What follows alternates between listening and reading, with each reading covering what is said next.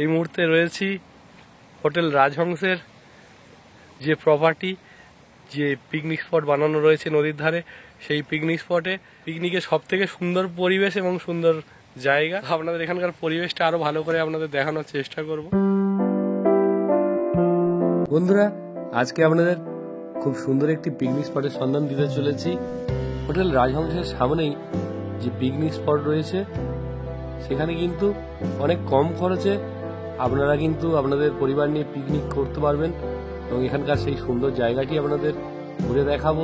আপনারা চাইলে নিজেরা অ্যারেঞ্জ করে এখানে পিকনিক করতে পারবেন, আবার চাইলে আপনারা কিন্তু সমস্ত দায়িত্ব হোটেলের উপরে দিয়ে দিতে পারেন। আপনারা অনেকেই ভাববেন যে একটি স্টার ক্যাটাগরির হোটেলের পিকনিক স্পট মানে তো অনেক খরচ, তাহলে ভিডিওটা না দেখাই ভালো। কিন্তু বন্ধুরা, এখানকার যা রেট রয়েছে তা কিন্তু আপনাদের সাধ্যের মধ্যেই রয়েছে। আমিও প্রথমে ভেবেছিলাম হয়তো এখানকার চার্জ অনেকটাই বেশি হবে, কিন্তু আমি যখন রিসেপশনে গেলাম তখন দেখলাম এখানে অন্য অন্য যে পিকনিক স্পটগুলি বানানো রয়েছে সেগুলির মতোই কিন্তু এইগুলিরও চার্জ রয়েছে। আর দেখুন, এই যে এখানে কিন্তু ছোট্ট ছোট্ট স্পট আকারে কিন্তু জায়গাগুলিকে ভাগ করা আছে, যেমন এদিকে আছে, আপনার সামনে আরো রয়েছে, এরকম বেশ অনেকগুলি জায়গা কিন্তু এরকম এখানে রয়েছে। এই জায়গাটিও কিন্তু অনেকটা বড় জায়গা। দেখুন, এই যে জায়গাটি দেখতে পাচ্ছেন, এই জায়গাটাও কিন্তু বেশ বড়, শুধু বড় বললে ভুল হবে, অনেকটাই বড় জায়গা।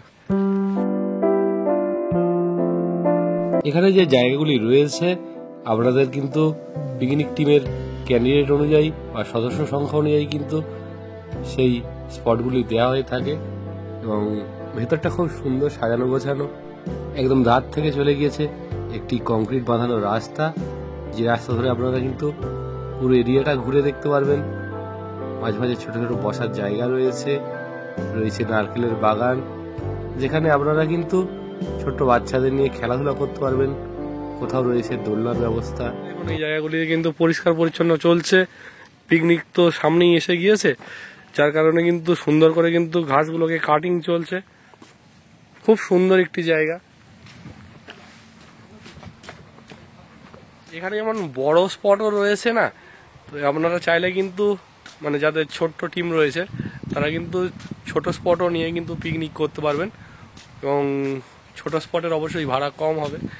আর আপনার যে বড় স্পট রয়েছে সেই বড় স্পটের কিন্তু রেট সম্পূর্ণ আলাদা। বন্ধুরা, এই মুহূর্তে রয়েছি হোটেল রাজহংসের কাছে এবং ওনাদের যে পিকনিক স্পট দেখলেন কি ভাড়া রয়েছে এবং ওনাদের কি চার্জ, পিকনিক স্পটের কি চার্জ রয়েছে বা ওনাদের প্যাকেজে যে প্যাকেজ সিস্টেমে যে পিকনিকের ব্যবস্থা রয়েছে আপনাদের সেটা শেয়ার করতে চলেছি।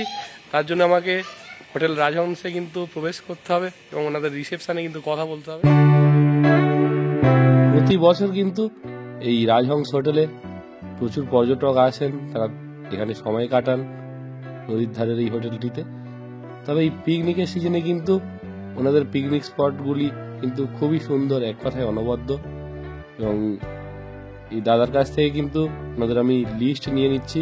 দেখুন, দাদা আমাকে কিন্তু একটা লিস্ট দিয়ে দিয়েছেন, এখানে সমস্ত রেট রয়েছে, ওনাদের হোটেলের কার্ড আমাকে দিয়ে দিয়েছেন। হোটেলের সামনেই সমগ্র পিকনিক স্পটটিকে কিন্তু ছোট্ট ছোট্ট প্লটে ভাগ করা রয়েছে।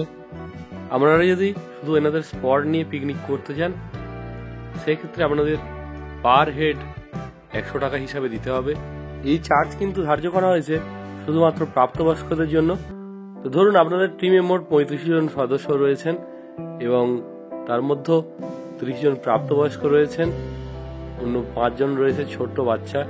সেক্ষেত্রে আপনাদের কিন্তু পার হেড 100 টাকা হলে আপনার 3000 টাকা দিতে হচ্ছে পিকনিক স্পটের চার্জ হিসাবে এবং ওনারা ওই টাকার মধ্যে আপনাদের চেয়ার, টেবিল, ছাতা এবং জল দিয়ে থাকবেন। সানসেট দেখার জন্য কিন্তু নদীর ধারে খুব সুন্দর বসার ব্যবস্থা রয়েছে। আপনারা এখানে কিন্তু পড়ন্ত বিকেলে সূর্যের সেই অস্ত যাওয়ার সুন্দর মুহূর্ত আপনারা দেখতে পারবেন।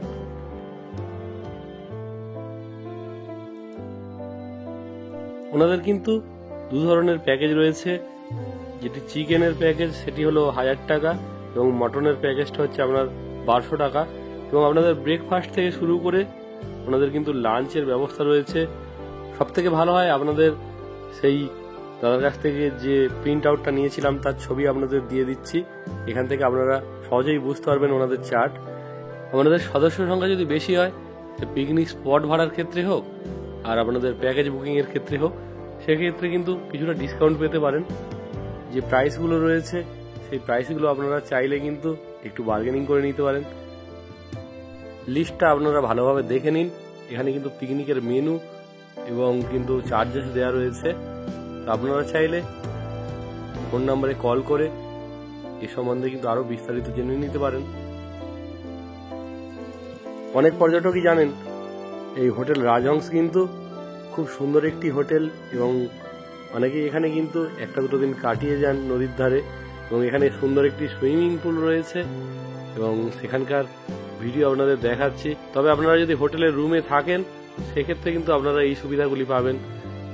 এই হোটেলের চত্বরের যে স্লিপার রয়েছে এবং যে সুইমিং পুল রয়েছে সেগুলি তবেই আপনারা ব্যবহার করতে পারবেন। এগুলি কিন্তু পিকনিক স্পটের সঙ্গে আপনারা পাবেন না। এই পিকনিক স্পট ছাড়াও এই রামনগর পিকনিক স্পটে কিন্তু বেশ কিছু স্পট রয়েছে যেখানে আপনারা 1000 টাকা দিলে আপনারা কিন্তু চেয়ার টেবিলের সঙ্গে কিন্তু হাঁড়ি করা বাসনপত্র পেয়ে যাবেন। শুধুমাত্র আপনাদের গ্যাস সিলিন্ডারের কিন্তু অ্যারেঞ্জ করতে হবে বা গ্যাস সিলিন্ডার আপনাদের ভাড়া করে নিতে হবে। কিন্তু মানে একটু যদি ভেবে চিন্তে দেখেন, মানে সেখানের থেকে কিন্তু মাত্র সামান্য খরচে কিন্তু আপনারা এখানে নিজেরাই পিকনিক করে ফেলতে পারবেন। নিজেরা যদি খাবার বানান সেক্ষেত্রে কিন্তু আমার মনে হয় এই জায়গাটি কিন্তু খুব ভালো একটি জায়গা হবে, এবং যেহেতু হোটেলের প্রপার্টি সেক্ষেত্রে কিন্তু কোনো গন্ডগোলের সমস্যা হবে না। বন্ধুরা, আপনারা এতক্ষণ ছিলেন দেবব্রতর সাথে, আর আমার চ্যানেলটির নাম হলো ট্রাভেল উইথ দেবব্রত।